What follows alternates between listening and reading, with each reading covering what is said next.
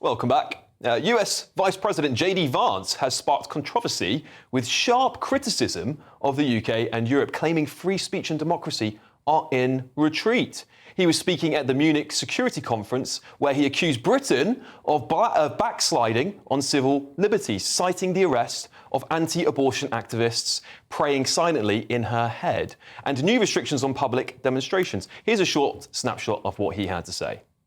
I've heard a lot about what you need to defend yourselves from, and of course that's important. But what has seemed a little bit less clear to me, and certainly I think to many of the citizens of Europe, is what exactly it is that you're defending yourselves for. That's strong words there, but Vice President Vance also linked immigration to rising security concerns and warned European leaders they're ignoring voter demands. But are his claims fair, or is he misrepresenting Britain? I'm joined now by Republican strategist and founder of FreePressFail.com, Corinne Clark. Corinne, thank you very much for joining me. What do you make of the Vice President's words there? Do you think free speech is in retreat in Europe, and particularly the UK? I definitely think that he was making a great point that has been a big topic of discussion. This actually reminds me of a viral video, I think last week, with Piers Morgan and Tucker Carlson discussing the same thing. What is it that you won World War II for if you cannot speak freely in your own country, if you cannot defend your own borders? I think this is something America is dealing with as well. So he's not just singling out the UK or Europe, but there are definitely some issues with free speech. And a lot of people are wondering, what is the freedom that we're defending if you can't even share your opinion without being thrown in jail? Yeah. I think there's been a lot of criticism of the United States, particularly under the previous presidency, because many of the big tech companies led the way, you could argue, in censoring information and facts. Perhaps Europe feels that it needed to abide by that Biden presidency and the precedent that it set during that period of time. Would you agree with that? It's a possibility. I do think that Britain has gone even a little bit farther than social media censorship. I think J.D. Vance actually referenced a case where someone in the UK was arrested for praying outside of an abortion clinic. And that is something that happened in the United States, too. It just went to the Supreme Court. It's a huge, huge problem. And that does need to be addressed here. But I'm not sure if they were taking Biden's note or if this is just a growing issue among Western nations in general, not really Biden particularly, but just a problem with Western democracies. And I think it's been building up over the last 30 to 40 years. And Trump and J.D. Vance have been strong against that. And hopefully the UK will follow and we'll see some freedom return to the UK as well. Yeah, well, that lady who was arrested, by the way, was acquitted of all charges in the end. And, I do agree, broadly speaking, with what J.D. Vance had to say. I do feel that many Brits feel that their freedom of speech has at least been under attack in some form since at least the last 8 months or so. Is Donald Trump going to be the guy that says, actually, Europe, if you don't do something about these free speech policies, we're going to put tariffs on you? He's potentially putting them on other countries for lesser things. Do you feel that Donald Trump would intervene in European social policy by using the force of America? Positive that would be his move, though he does love economic tariffs as a negotiation tactic. So it's not off the table completely. But I think first, what we're trying to do is encourage people to rise up against these policies that are just terrible for their nations. And, he did single out the UK, but it's not just the UK. Romania canceled an election saying that, Facebook ads were influencing people too much. And that kind of thing is happening. That's even worse than what the UK is dealing with. And he did bring up all of those issues, too. So I think it is something this administration is bringing attention to. And I hope that they're encouraging the people in those nations to put pressure on their politicians and to make some real change like we are doing here in America. Yeah, we're talking a little bit about the Ukraine war later on in the show today. But, Trump is already facing a lot of pushback from European leaders. Is there a concern by, the vice president or the president perhaps, or maybe even Republicans in general, that Europe is not going to listen to Trump, or they've learnt how to deal with him since 2016 and will push back heavily on him, and perhaps that will drive Europe away from America? Is there a concern about that? I don't really know if Europe has the upper hand in that kind of negotiation. They can play hardball if they would want to, but I think that our economy is stronger in the end. The world needs America more than America needs the rest of the world. So I think they're going to play hard. I know that Trump is not popular overseas, and that's fine with us. Trump is always going to put America first, and that is what he will do with this war in Ukraine. We are not Ukraine. This is not our war. And I think he's going to be tough on Europe and make that clear. So we'll see what kind of games come out of that. But I do not worry that there will be major retaliation from Europe. Yeah. Do you think JD Vance is a better face and voice, perhaps, to, give this message to Europeans? Maybe he's a little less, what's what I'm looking for? Maybe perhaps outspoken or aggressive in his tone. He seems to put it in much more political terms, so to speak. Do you think he's a better face to deliver these kind of messages, Connie? He's a different face. So that always is helpful when there are strong opinions against our president. So he's a fresh face to offer those ideas. But what we love about this administration is they are on the same page. He's not offering some different playbook. He is offering the America First agenda. And if they want to hear it from JD Vance rather than Trump, that's fine with Trump, I'm sure. Yeah, I mean, they seem to be getting along relatively well, but Trump has already said that he's not backing yet JD Vance as his successor. Do you think that JD Vance is now out to make a name for himself by being quite strong and, appealing to that MAGA base abroad as well? You know what, 4 years is such a long time. I think it's smart to not put all your eggs in one basket at this point, but JD Vance has done a terrific job. I think he is close with President Trump and he is pushing forward President Trump's agenda. If he continues down that path, I think he'll remain very popular with the MAGA base. Okay. But, you never know. Corinne Clark, thank you so much. Republican strategist and founder of Free Press Fail. Corinne Clark there joining us. It's now time for our head-to-head. Yes, there's been a lot of chatter about the prospect of a Reform Tory pact in order to form a more palpable threat to Labour. Several prominent Tories, including Sir Jacob Rees-Mogg, have hinted that such a deal would be beneficial. Well, just earlier today, he posted on X, commenting on a recent local by-election, saying, "Look what happens when the Conservatives and Reform don't oppose each other. The Socialists can be defeated." Well, speaking exclusively to GB News, veteran Tory Sir Edward Lee spoke to our Christopher Hope about the prospects of a Tory Reform pact. Here's what he said. What are the odds on Reform and the Tories merging to be one party at the next election? Oh, I think very high. I mean, odds on 70%.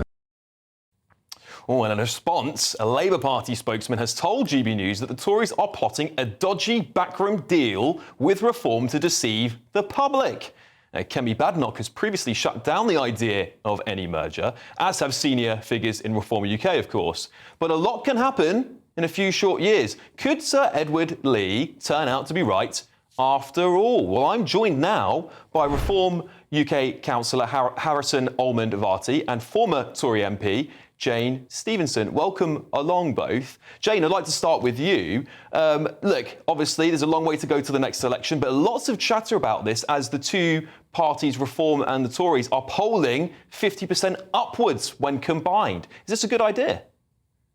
I think it is a good idea. If you look at general elections since 2010, about half of the electorate votes for left-leaning parties and about half votes for right-leaning parties. By splitting it, and it happened in this recent election, we now have 500 left-wing MPs in the most disastrous parliament. We're not getting scrutiny, we're not getting balance, and it's horrific. So for everyone on the right, I think our priority should be find common ground and defeat Labour, because we just have to get rid of this disastrous government.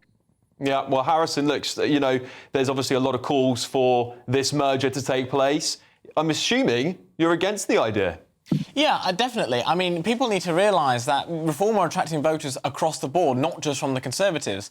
And I think something that's really key is when you look at these latest polls, the biggest portion of where they're gaining voters is non-voters. So that's people who have previously been disillusioned by the likes of the Conservatives. Now, I personally don't think it's as easy to say, OK, let's just say Reform are polling at 25% and the Conservatives are polling at 20%. You can't just add those two together because there's a large portion of Reform's base that would simply be put off by the Conservatives, and especially the new type of Conservatives which are in, because if you look at the type of Conservatives that are in, they're very Lib Dem-y. So culturally, it wouldn't really work in my opinion anyway. So I personally think it wouldn't happen, and there's no wonder that the Conservatives want to meet with Reform. It's almost like, Blockbuster just before they go bust saying, actually, Netflix will be part of you. It doesn't work like that. Well, Jane, that's a good point. A lot of people are saying the Tories are done and dusted now with Kemi Badenoch not being able to increase her polling. Are they just trying to ride on the back of Reform's coattails, perhaps?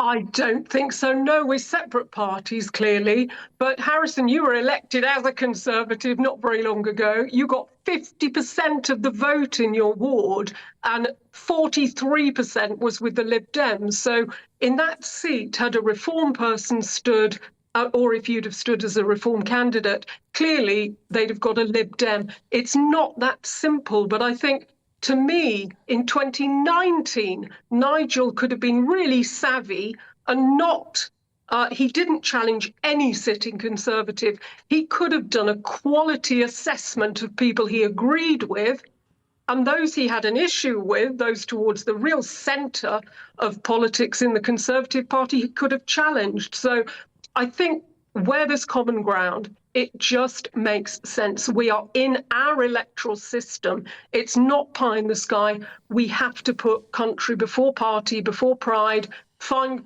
common principles. If those principles aren't there, you can endorse or challenge based on that, maybe. There's a long way to go. I'm waiting to see what Kemi says, find some core Conservative principles, which I know she has. I was at PPS in her department, so we're a long way off yet. Well, Jo, but I do think...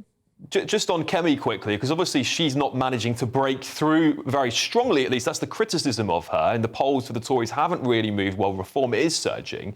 Do you think if there were to be a Reform Tory pact, hypothetically speaking, that Kemi Badenoch would be able to hang on there and become Prime Minister, or the red line would be from Reform that Nigel Farage must be Prime Minister? Do you think that's plausible? Oh my goodness, that is a lot of what ifs. I think we need Kemi to set her stall out. I know her well. I know she has good principles. I back Rob Jenrick purely because he was being really clear about things like the ECHR. But I hope the Conservative position will win back a lot of Reform voters or people who are saying they're thinking of voting Reform. But at the minute, Reform is all things to all people. It's taking people from Labour, it's taking people from anywhere and everywhere. But actually, there's no baggage, which is an advantage. But it's like the Harry Potter mirror of Erised. You see what you want to see with Reform. And as they start coming out with policies, do they want more state intervention, less state intervention, green policy? All of these things, we need to see those detailed plans. We are a long way from the next election. So there is a lot to be decided and to play for, but there is a lot of common ground. Harrison, look, I mean, obviously Nigel Farage has come out very strongly on this and said absolutely not. He feels, burnt by Boris. He feels that the Tories butchered Brexit. Do you think that there would be any plausible way that, am I right in saying, Harrison, that you defected from the Tories or you were a Tory? Could you see yourself going back? Well, yeah, I mean, she's right to point out that in 2022 I was elected as a Conservative. Now, Reform, isn't in the position that they are now. And in fairness, the Conservatives, I maybe naively thought, still had a chance to do very well. We just came out of COVID, so I'll give them a bit of benefit of the doubt. But even in those final couple of years, we still didn't see what we needed to see.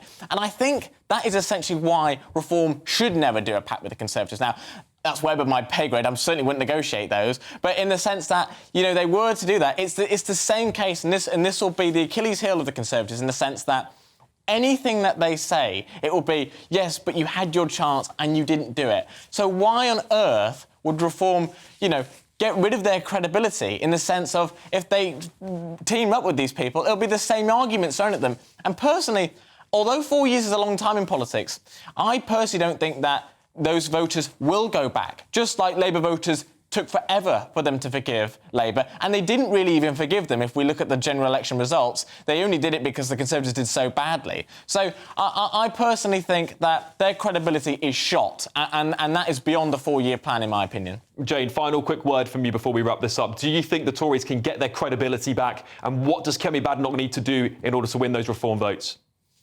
Well, I think if you look at all the by-elections since the general election even, Conservatives have won most of them. We've done really well in lots of by-elections, even when some Reform are standing. But on the ones where that vote is split, there is an issue. The country is really different. So here in the Black Country, our Conservative members and Reform members have a lot of common ground. Maybe Surrey is slightly different, slightly leafier.